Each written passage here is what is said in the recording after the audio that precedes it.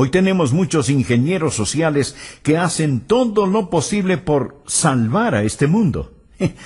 Me recuerdan de la gente que estaban acomodando las sillas en la cubierta del Titanic antes de que éste se hundiera. Lo que necesitamos hacer es averiguar cuál debería ser nuestra posición en estos últimos días. Y como lo he dicho antes, no debemos saberlo solo para sobrevivir, sino para florecer, para ser victoriosos, para alistarnos para ir al cielo y llevarnos a todo el que podamos con nosotros. Y yo creo que eso es a lo que el apóstol Pablo se refiere aquí en 2 de Timoteo, capítulo 3. Dios ha puesto en mi corazón una serie de mensajes para darnos un vistazo general de los temas que enfrentamos en estos últimos tiempos. Por favor, busquen su Biblia 2 de Timoteo capítulo 3 y empecemos con el versículo 1. También debes saber esto, que en los postreros días vendrán tiempos peligrosos. Esta palabra, peligrosos, en el original se usa solo una vez más en el Nuevo Testamento. En Mateo capítulo 8, verso 28. Habla de dos hombres endemoniados y ahí está traducido feroces en gran manera. Así que estos son tiempos feroces en gran manera. No es que yo sea ave de mal agüero cuando le digo que nuestro mundo enfrenta tinieblas nacionales e internacionales, morales, espirituales, sociales y políticas. Cualquiera puede tomar el periódico y darse cuenta que las naciones se derrumban a nuestro alrededor. Usted dirá, pero es maravilloso lo que sucede en los países comunistas, el ver el derrumbe del comunismo. Bien, esto nos da una ventana para predicar el Evangelio. Nos da una entrada para predicar el Evangelio y debemos hacerlo, pero mi amigo, lo que usted está viendo es un destello del reino venidero del Anticristo. Este mundo y todas las cosas que están sucediendo tan rápidamente solo están preparando el escenario para ese líder mundial, el Anticristo. La Biblia dice que Él vendrá, y nos dice también de dónde saldrá. No, Él no saldrá de Rusia. Saldrá de un imperio romano reunificado. Saldrá de Europa. Y vemos cómo el escenario ya se ha preparado para esto. Los cristianos no deberíamos sorprendernos al ver todas estas profecías cumplirse. No debe ocasionar pánico. Como lo he dicho antes, lo repito ahora. Mi amigo, no hay pánico en el cielo. Aun cuando se ponga gloriosamente oscuro para el Hijo de Dios, recordemos que la estrella de la mañana aparece después de la hora más oscura de la noche. Estamos esperando el regreso del Señor Jesucristo. Dios nos dice que estos son días peligrosos. En 2 de Timoteo 3, versículo 2, encontramos una descripción de los días en que vivimos. La Biblia dice, porque habrá hombres amadores de sí mismos. ¿Cuál es la actitud de esta era? Ya no tenemos a los hippies, quienes estaban interesados en el bien de toda la sociedad en conjunto. Ya eso se ha quedado atrás. La actitud en nuestros tiempos es el yo. Concentrarse en uno mismo, egocentrismo. Vivir como si Jesús nunca hubiera vivido, como si nunca hubiera muerto, como si no hubiera resucitado. Alguien ha descrito a esta era como la era del miísmo. Una muy destacada feminista escribió lo siguiente. Escuche bien. Ella dijo, debemos destruir el amor. Se lo puede imaginar. Debemos destruir el amor. El amor es una institución por definición que es reconocida generalmente como aprobación y aceptación.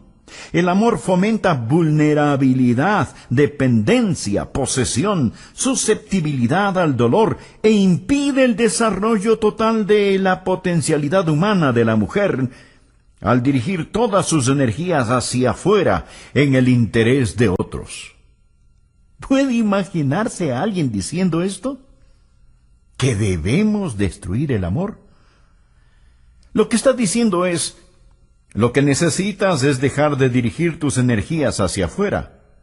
Olvídate de tales cosas como cuidar de los niños, amar a tu esposo, ser una buena ciudadana o tratar a los demás tal y como quieres que te traten.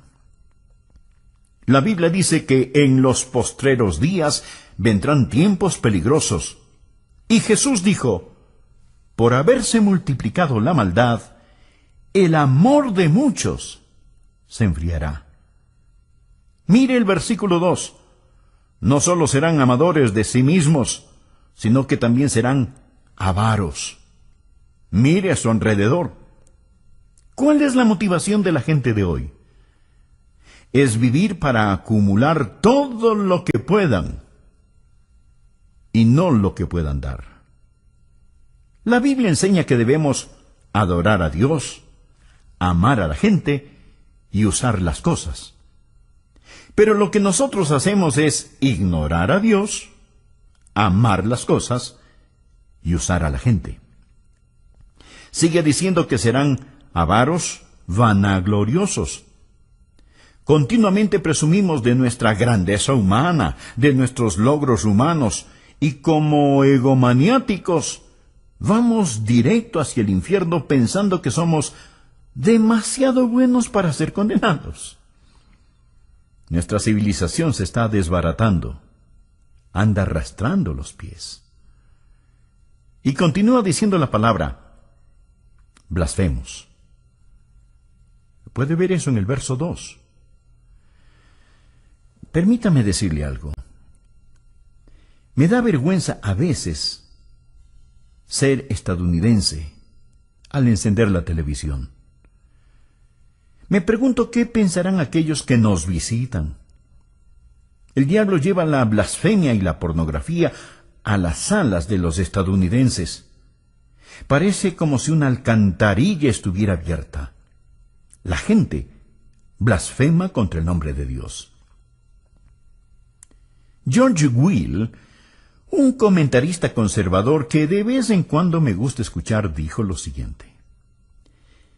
Y ahora es un escándalo más allá de la ironía que gracias al trabajo energético de los fanáticos civiles de libertades, los pornógrafos disfrutan protección extensa bajo la primera ley, mientras que los niños de primer grado en una presentación de Navidad se dice que infringen los valores de la Constitución, los valores de la primera ley. Pablo continúa diciendo que en los últimos días los niños serán desobedientes a los padres. Levantamos una generación de niños que no entienden la autoridad dentro o fuera del hogar. Un educador, el Dr. Pierce de Harvard, instruía a 2,000 profesores en Denver y dijo lo siguiente, por favor escúcheme atentamente, lo que dijo este Dr. Pierce. Todo niño en los Estados Unidos que entra a la escuela a la edad de 5 años está mentalmente enfermo, porque llega a la escuela con una lealtad hacia nuestros funcionarios elegidos, hacia nuestros padres fundadores, hacia nuestras instituciones, hacia la conservación de esta forma de gobierno, patriotismo, nacionalismo y soberanía. Todo esto prueba que los niños están enfermos, porque el individuo sano es uno que ha rechazado todas esas cosas, y es lo que yo llamaría el verdadero niño internacional del futuro. Bueno, dirá usted, ese era un hombre cualquiera el que dijo esas cosas. No, mi amigo, era un profesor de Harvard. Bien, dirá usted, le hablaba a gente ignorante. No, le hablaba a 2,000 profesores. Les estaba diciendo que cuando los niños y niñas van a la escuela y tienen amor hacia sus padres, una distinción clara entre lo bueno y lo malo, lealtad para su país e ideas de nacionalismo y patriotismo, entonces esos niños están enfermos.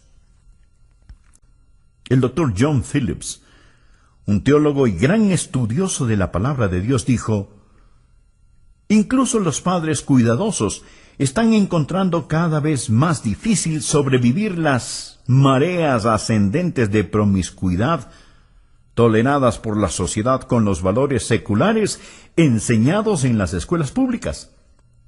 Las escuelas a lo largo del país simplemente ignoran las objeciones paternales contra las enseñanzas liberales sobre homosexualidad, aborto, control de la natalidad, indulgencia sexual y moralidad relativa.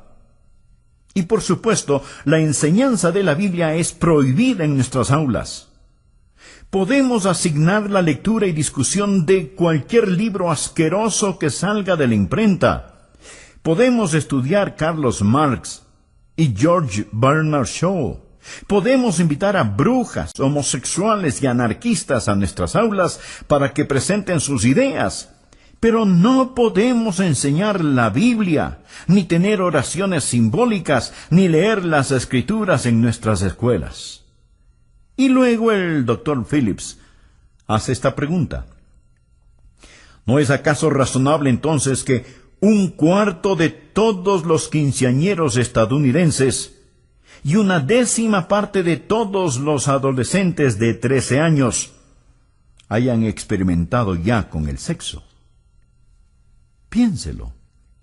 25% de todos los quinceañeros.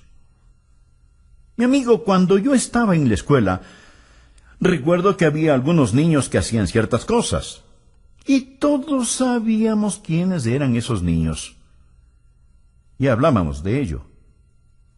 Pero ahora, querido amigo, hay cosas que están pasando y que quebrantan el corazón.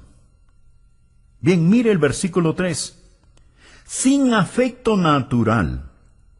Sin afecto natural. Literalmente significa sin amor de familia, sin amor de familia.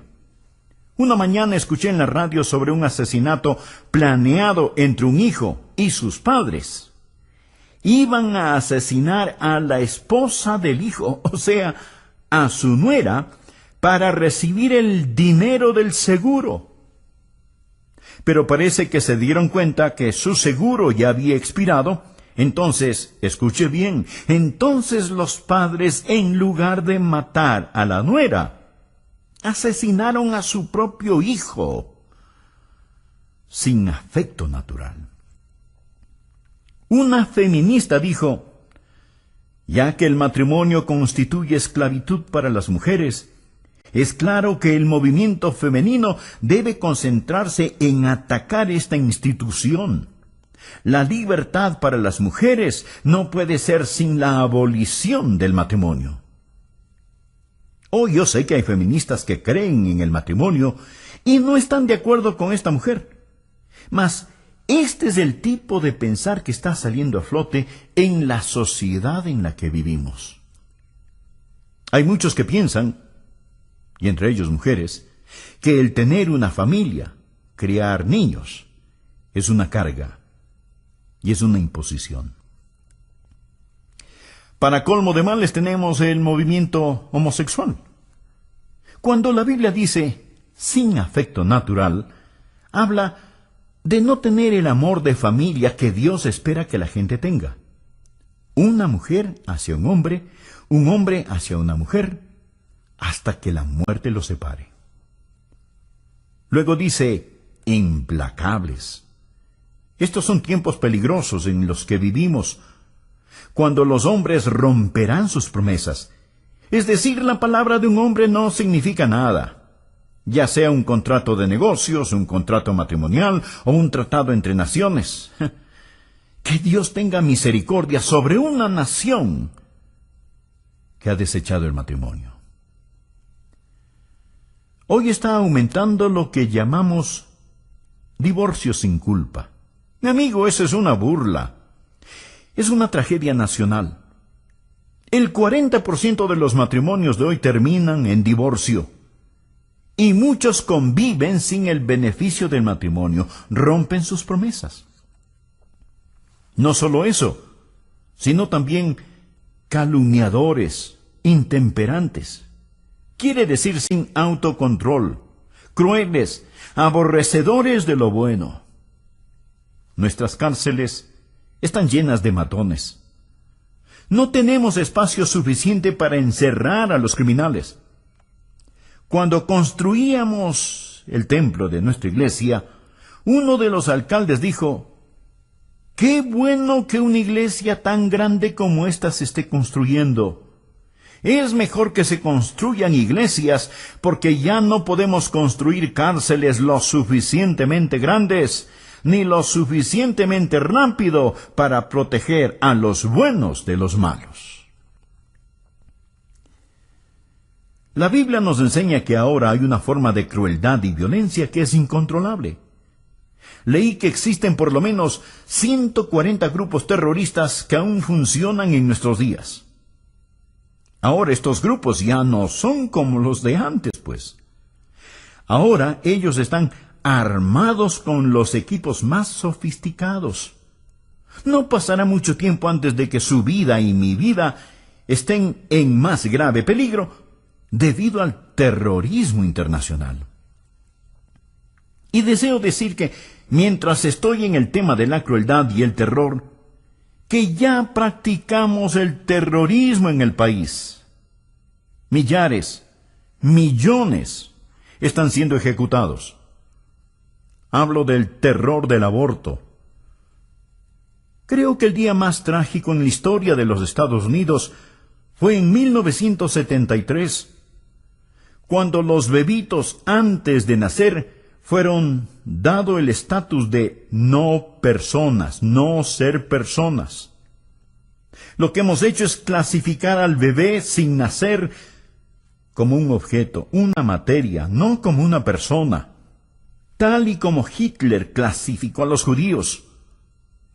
Lo que Hitler hizo fue redefinir el concepto de persona.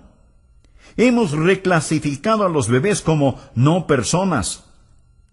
Y mañana, un día normal en los Estados Unidos, 4.500 bebecitos serán asesinados por medio del aborto. Hace un año recuerdo que prediqué un sermón acerca del aborto. Prediqué ese sermón en mi congregación y recibí una carta de una persona que se había enojado porque había predicado acerca de ese tema desde el púlpito. Lo que esa persona me dijo era: el aborto es un tema político y usted debería mantener lo político fuera del púlpito. Sin embargo, mi amigo, si usted le pregunta a un político acerca del aborto, él le dirá que ese es un asunto religioso y que no debería de mezclarlo con la política. ¿Qué le parece? Él dirá: ¿sabe? Personalmente estoy en contra del aborto, pero lo que una persona haga o no haga con su propia vida es su problema, no el mío. Es como que alguien dijera: estoy en contra de que exterminen a los judíos, mas si alguien lo hace en su propia cámara de gas, ese no es mi problema. Así es que si nosotros los predicadores hablamos acerca del exterminio de la vida de los bebecitos, se nos dirá: manténgase fuera del asunto porque eso es política. Y a los políticos les dirán: hey, eso es un tema religioso. Así que, amigo, usted podrá catalogarlo como político o religioso, pero los bebés siguen siendo asesinados. Y tenemos que estar firmes y hablar al respecto. ¿Sabía usted que el 97% de estos abortos se dan por alguna forma de conveniencia? No son para salvar necesariamente la vida de la madre. Tampoco porque es producto de violación o por incesto.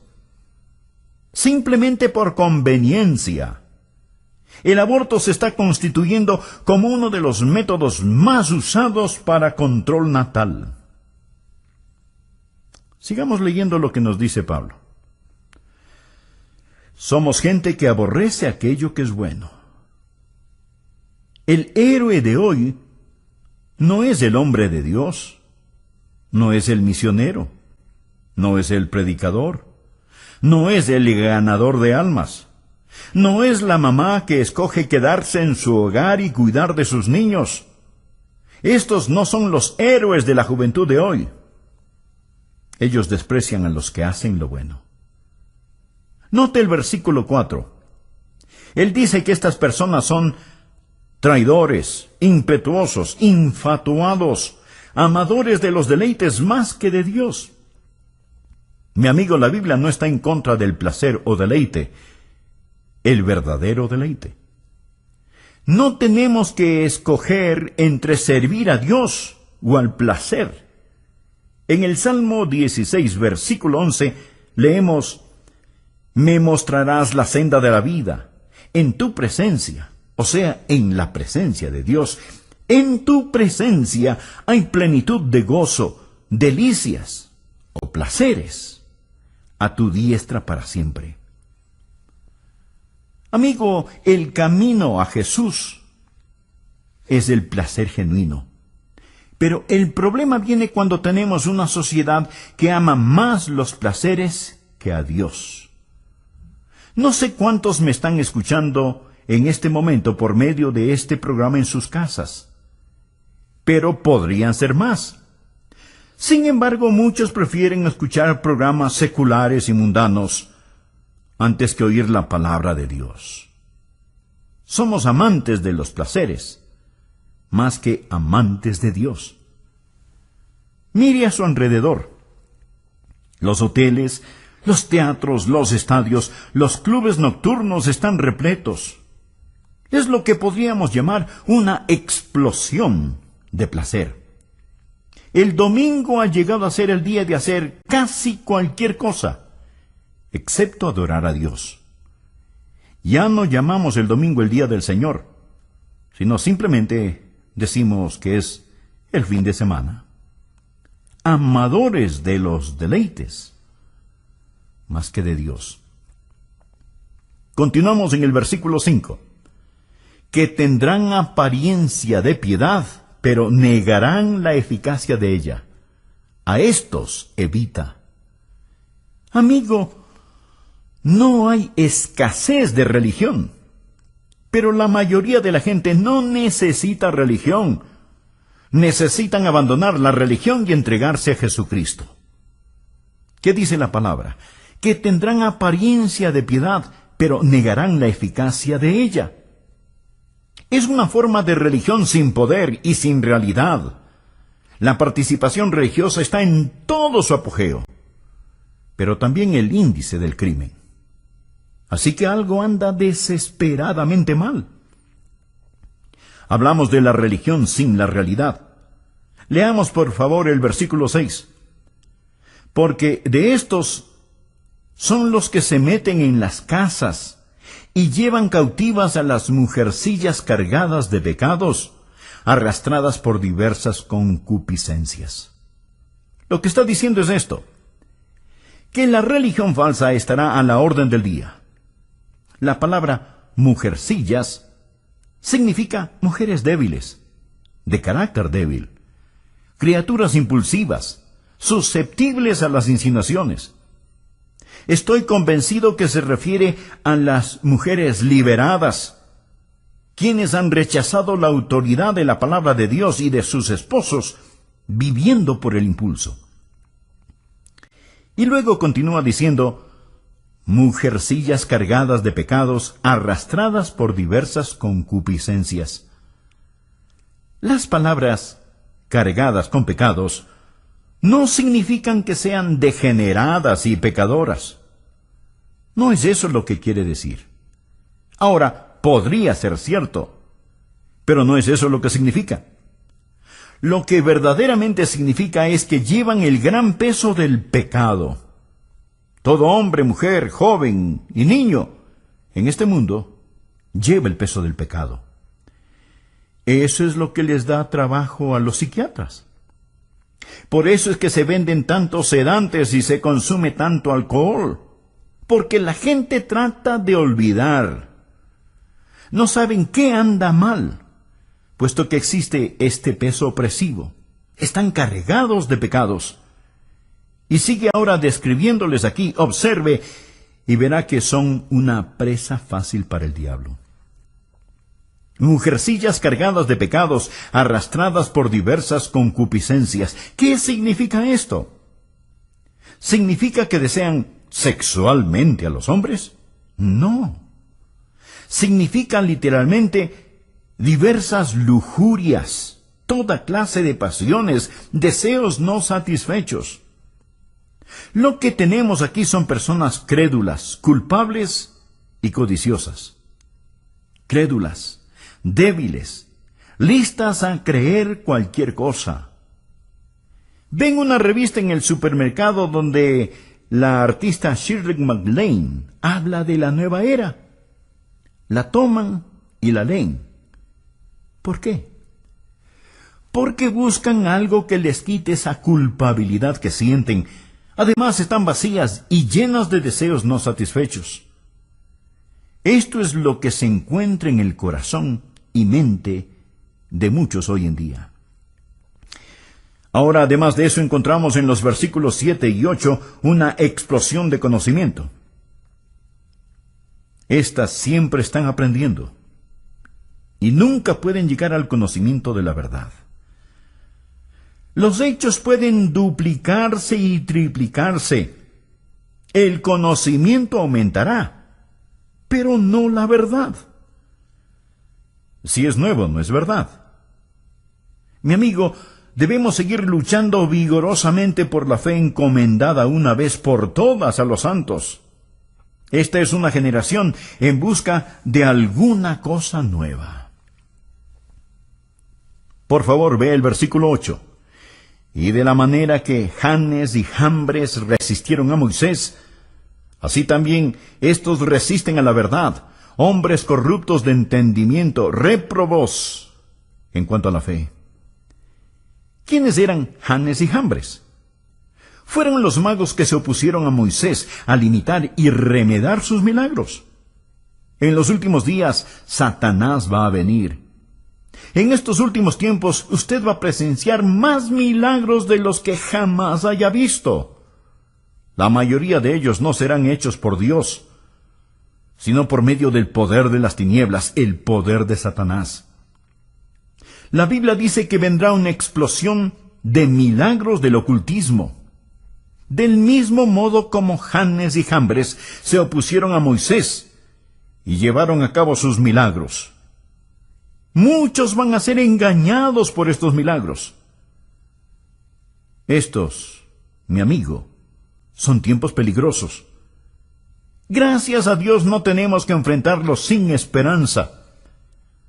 Dios nos dice qué debemos hacer.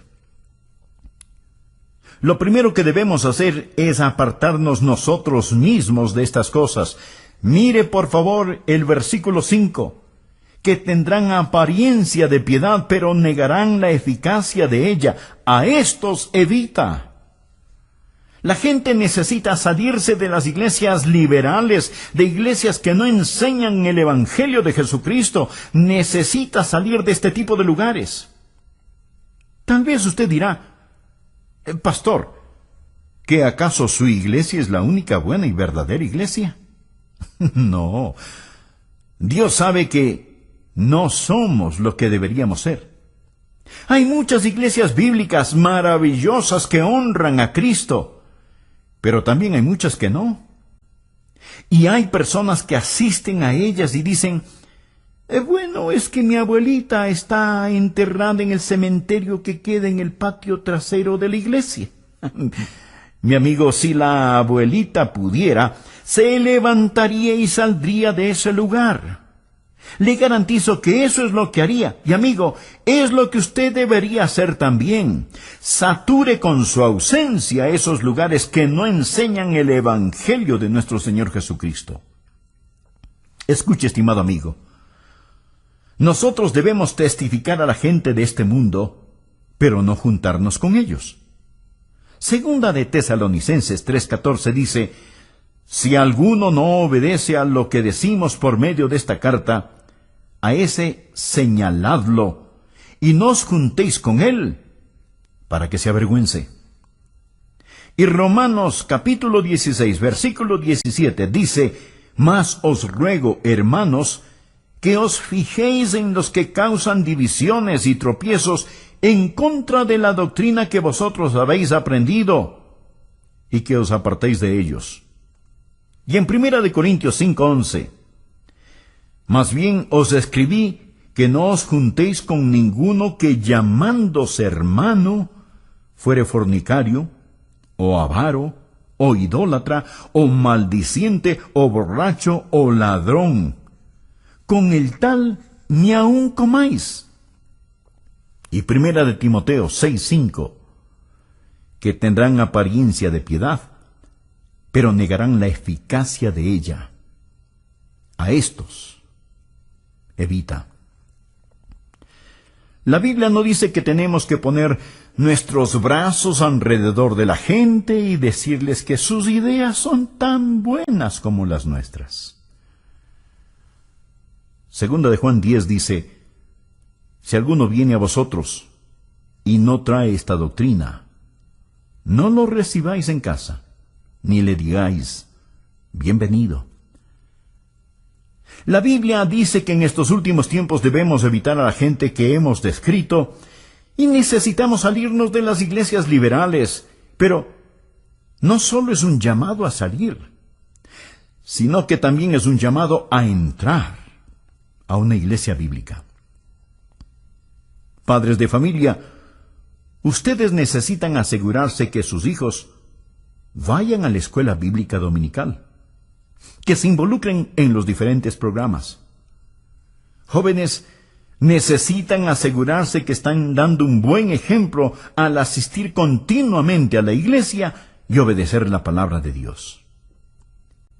Hebreos 10:25 nos dice que entre más se acerca el día del Señor, más necesitamos estar en la casa de Dios y con el pueblo de Dios, no dejando de congregarnos, como algunos tienen por costumbre, sino exhortándonos, y tanto más, cuanto veis que aquel día se acerca. Necesitamos practicar la separación del mundo y la comunicación con el pueblo de Dios. No va a ser muy fácil. Mi amigo, usted va a sufrir en estos últimos días, pero no le hará daño si usted tiene al Señor Jesús.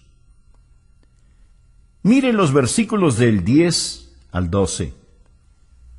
Pero tú has seguido mi doctrina, conducta, propósito, fe, longanimidad, amor, paciencia, persecuciones, padecimientos, como los que me sobrevinieron en Antioquía, en Iconio, en Listra, persecuciones que he sufrido, y de todas me ha librado el Señor. Y también todos los que quieren vivir piadosamente en Cristo Jesús padecerán persecución. ¿Cuántos creen lo que dice el versículo 12? Espero que lo crean. Está en la Biblia. ¿Cuántos de ustedes están sufriendo persecución? Si usted no está sufriendo alguna clase de persecución, es porque tal vez no está viviendo piadosamente en Cristo Jesús.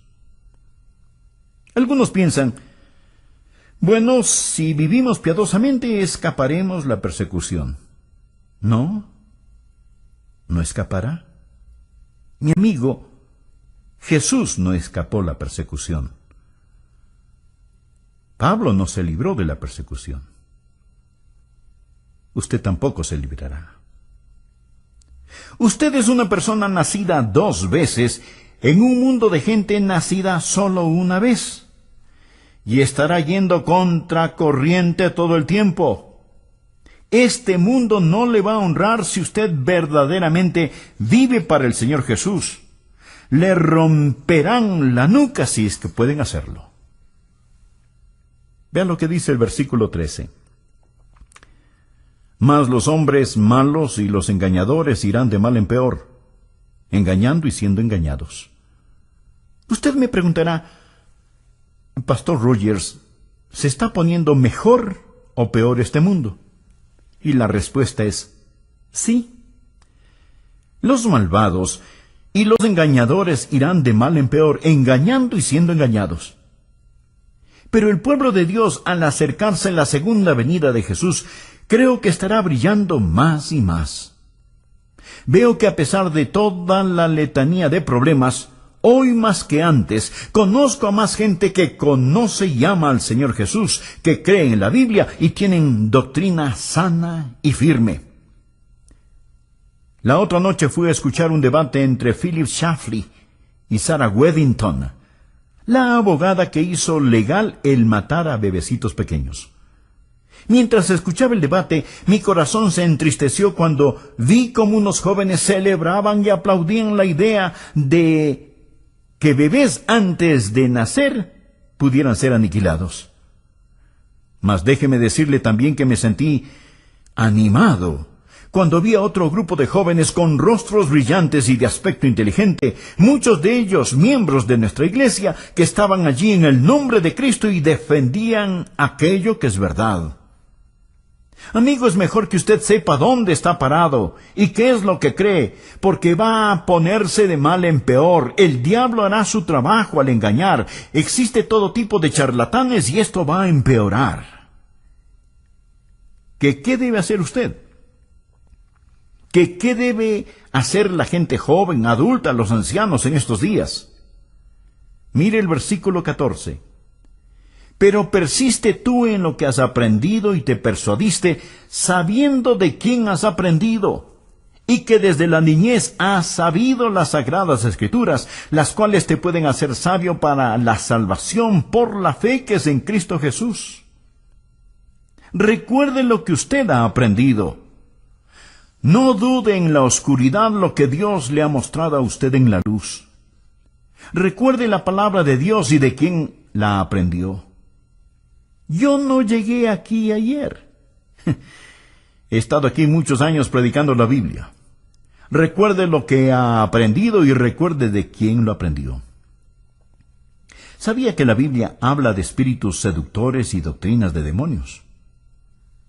Una joven que era miembro de mi iglesia en la Florida fue a estudiar a una universidad que tenía un aire de religiosidad. Pero los profesores liberales comenzaron a tomar la Biblia y descuartizarla. Luego le dijeron, no regrese a casa, a su iglesia, contándoles todo esto. Ellos no lo entenderían. Esto es lo que creemos. Esto es lo que los eruditos modernos dicen. Y ella dijo, eran buenas personas y casi me convencieron, pero pastor, luego me recordé de lo que usted había enseñado y en la forma en que usted vive, y supe que ellos estaban equivocados. Esto es lo que el apóstol Pablo está diciendo. No te dejes llevar por esos vientos de doctrinas, pero persiste tú en lo que has aprendido y te persuadiste, sabiendo de quién has aprendido.